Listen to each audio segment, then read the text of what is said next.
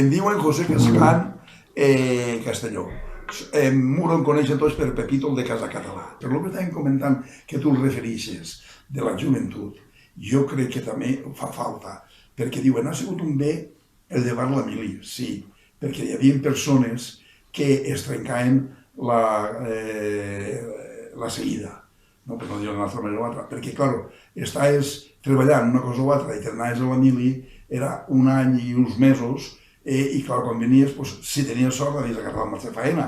Com jo, per exemple, que em vaig anar i vaig tornar a agarrar Però hi havia altres que ja, inclús hi havia molts que tenien nòvia i es barallaven, perquè festejar per carta resultava molt complicat. I ve la circumstància eixa de que un poquet de disciplina a tota la joventut ens vendria bé. És a dir, 2 o 3 mesos d'instrucció a saber qui és el mando, de quina manera va, i etcètera, i ensenyar-nos a obeir.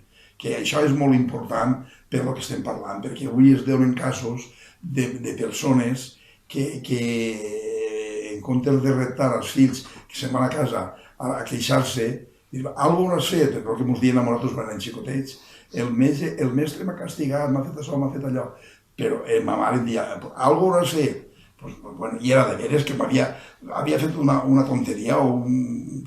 Alguna trasta. Exactament. Però, clar, totes aquestes coses s'olviden perquè vols que el teu fill, el que tu dius antes, no hagi patit del que nosaltres no hem pogut fer. Però, per un altre costat, n'hi ha persones que perden la xaveta i van a demanar-li comptes al mestre, a veure tu per què has castigat el meu fill, a veure tu per això. I en comptes de dir, bueno, doncs anem a aclarir per què ha sigut.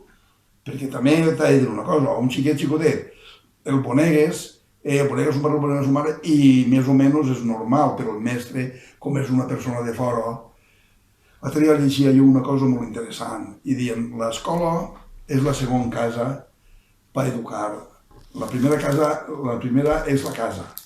I després feia una recapacitació, sí, la casa és la primera escola d'educació, però en l'escola ens ensenyen a comportar-se.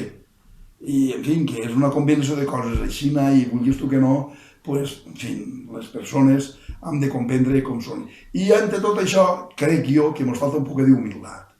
Reconèixer les coses i saber que has fet mal i no sempre la culpa té el del costat és molt important.